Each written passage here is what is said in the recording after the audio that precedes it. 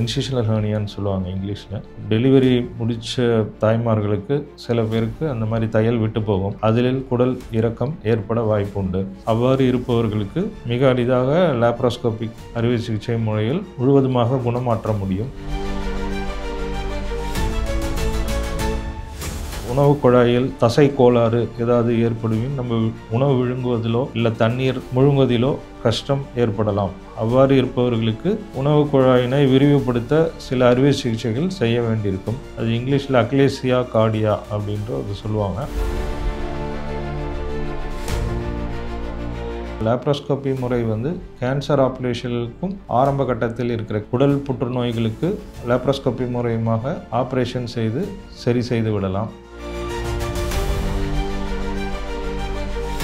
Good morning. நான் doctor Sudhakar. இங்கு கடலூர் பிவெல் ஹாஸ்பிட்டலில் அறுவை சிகிச்சை மருத்துவராக பணிபுரிந்து வருகிறேன். குடல் சம்பந்தமான வியாதிகளுக்கும் மற்றும் பொது அறுவை சிகிச்சைக்கும் மற்றும் கர்ப்பப்பை சம்பந்தமான நோய்களுக்கும் லாப்ரோஸ்கோபிக் முறையில் அறுவை சிகிச்சை செய்து வருகிறோம். சர்க்கரை வியாதி வந்தவர்களுக்கு காலில் சீழ் ஏற்பட்டிருந்தால் அதற்கான அறுவை சிகிச்சையும் மேற்கொண்டு வருகிறோம். பொதுவாக லாப்ரோஸ்கோபிக்கும் ஓப்பன் சர்ஜரிக்கும் என்ன வித்தியாசம் என்றால், இது சிறு துளைகளில் ஆப்ரேஷன் செய்வது. உதாரணமாக அப்பெண்டிக்ஸு, பித்தப்பை கற்கள் நார்மலாக இருந்தாலோ இல்லது சீழ் பிடித்திருந்தாலோ அதை அறுவை சிகிச்சையின் மூலம் சரி செய்து விடலாம். மற்றும் குடல் இறக்கம் மற்றும் ஏற்கனவே அறுவை சிகிச்சை செய்தவர்களுக்கு அந்த அறுவை சிகிச்சை தழும்பில் அதில் ஏற்பட இன்சிஷனல் ஹெர்னியான்னு சொல்லுவாங்க இங்கிலீஷில். பொதுவாக டெலிவரி முடித்த தாய்மார்களுக்கு சில பேருக்கு அந்த மாதிரி தையல் விட்டு போகும். அதில் குடல் இறக்கம் ஏற்பட வாய்ப்பு உண்டு. அவ்வாறு இருப்பவர்களுக்கு மிக அரிதாக லாப்ரோஸ்கோபிக் அறுவை சிகிச்சை முறையில் அதை முழுவதுமாக குணமாற்ற முடியும். மற்றும் இதில் என்ன அட்வான்டேஜ்னால், நம்ம பெரிய காயங்கள் இருக்காது, சிறிய தழும்புகள் தான் இருக்கும். சீக்கிரம் நம்ம டெய்லி ஆக்டிவிட்டீஸ், நம்ம டெய்லி ஒர்க்கை என்ன பார்க்குறோமோ அதெல்லாம் சீக்கிரம் பார்க்கலாம். இப்போ வீட்டில் ஹவுஸ் ஒய்ஃபாக இருக்கிறவங்க அவங்களோட ரொட்டீன் வேலைகளை 2-3-4 நாளிலேயே ஆரம்பிச்சிடலாம். சாதாரணமாக ஓப்பன் மெத்தடில் பண்ணுவது என்றால் அவங்க தையல் பிரிக்க 12-15 நாட்கள் ஆகும். ஒரு மாதம் அவங்க ரெஸ்ட்டில் இருந்து இந்த வேலைகள்லாம் ஆரம்பிக்க வேண்டும். லாப்ரோஸ்கோபி முறையில் அது மிக துரிதமாக அவங்க எல்லா வேலையிலும் ஈடுபடலாம். அதே மாதிரி ரொம்ப கடினமான கூலி தொழிலாளிகளானாலும் சரி, மற்றும் ஸ்போர்ட்ஸ் பர்சன்ஸ், விளையாட்டு சம்பந்தமான இதாவது அவர்களுக்கு லாப்ரோஸ்கோபி முறையில் செய்வது மிக நல்லது. ஏன்னால் துரிதமாக அவர்கள் பணிகளில் சிறப்புற செயலாற்றலாம். மற்றும் தொடர் நெஞ்சு எரிச்சல், செரிமான கோளாறு மற்றும் உணவு விழுங்குவதில் ஏதாவது பிரச்சனைகள் இருந்தாலும் அதையும் லாப்ரோஸ்கோபிக் முறையில் எண்டோஸ்கோப்பி செய்து, சப்போஸ் பொதுவாக நமது உணவு குழாயில் தசை கோளாறு ஏதாவது ஏற்படுவின் நம்ம உணவு விழுங்குவதிலோ இல்லை தண்ணீர் முழுங்குவதிலோ கஷ்டம் ஏற்படலாம். அவ்வாறு இருப்பவர்களுக்கு உணவு குழாயினை விரிவுபடுத்த சில அறுவை சிகிச்சைகள் செய்ய வேண்டியிருக்கும். அது இங்கிலீஷில் அக்லேசியா கார்டியா அப்படின்ற சொல்லுவாங்க. அதையும் நம்ம லாப்ரோஸ்கோப்பியில் மிக எளிதாக செய்து விடலாம். 2 நாளிலேயே பேஷண்ட் வீட்டுக்கு சென்று விடலாம். மற்றும் ரிஃப்ளெக்ஷன் சொல்லுவாங்க. உட்கொண்ட உணவுப் பொருள் வயிற்றிலிருந்து உணவு குழாய்க்கு மேலே செல்லும்படி இருந்தால் அதற்காக தேவைப்படின் அதை பெரும்பாலும் மருத்துவத்திலேயே மருந்து மாத்திரைகள் மூலம் குணம் செய்து விடலாம். சில பேருக்கு மருந்து மாத்திரைகள் சரிப்பட்டு வராது. அவர்களுக்கு அறுவை சிகிச்சை தேவைப்படும். அந்த அறுவை சிகிச்சையை லாப்ரோஸ்கோபிக் முறையில் எளிதாக செய்து விடலாம்.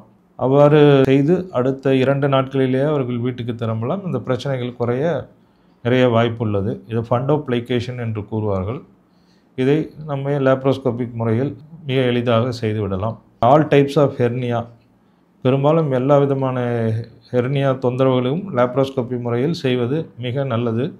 அவர்களுக்கு இன்னொரு அனுகுணம் என்னவென்றால், லாப்ரோஸ்கோபிக் முறையில் வலி மிக குறைவாக இருக்கும்.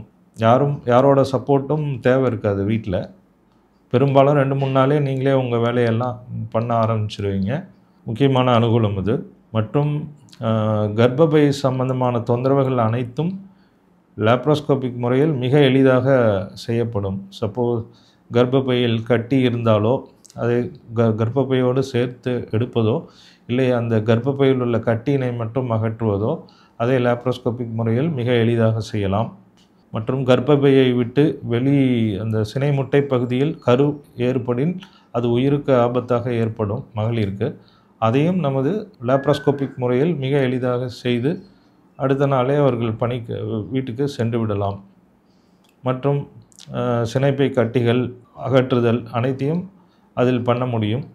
மற்றும் ஏர்லி ஸ்டேஜ் எண்டோமெட்ரியல் கேன்சர் அதையும் லேப்ராஸ்கோபிக் முறையில் மிக எளிதாக செய்ய முடியும்.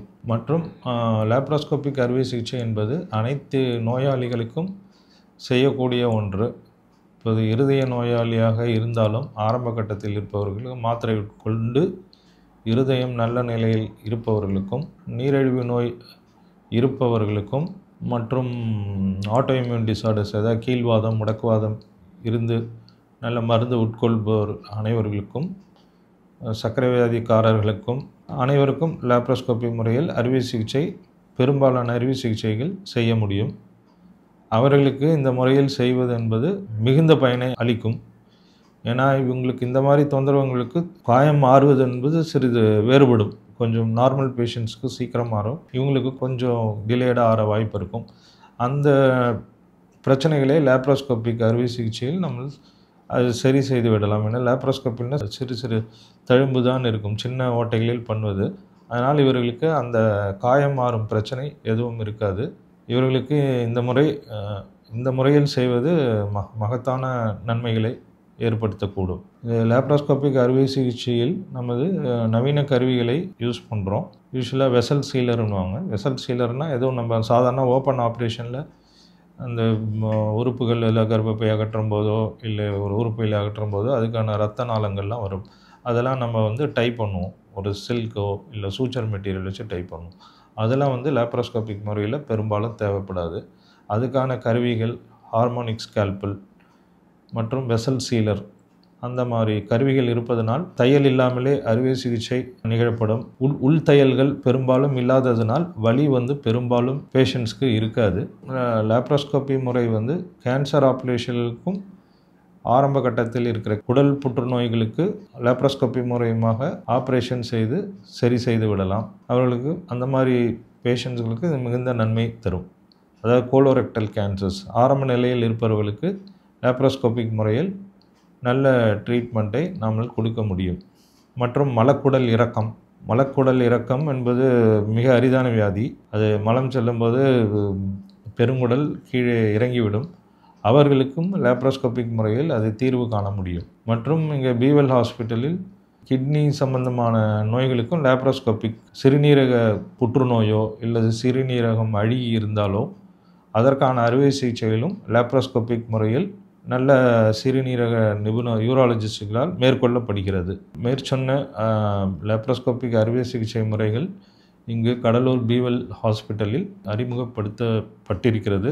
அதற்கான மருத்துவ குழு எங்களிடம் உள்ளது. அதற்கான தர வசதிகள் அனைத்தும் நல்ல நிலையில் இங்கு உள்ளது. இதை முதலாக பீவெல் கடலூரில் அறிமுகப்படுத்துகின்றோம். மக்கள் இதனை அறிந்து பயனுற வேண்டும் என்பதே எங்கள் நோக்கம். நன்றி.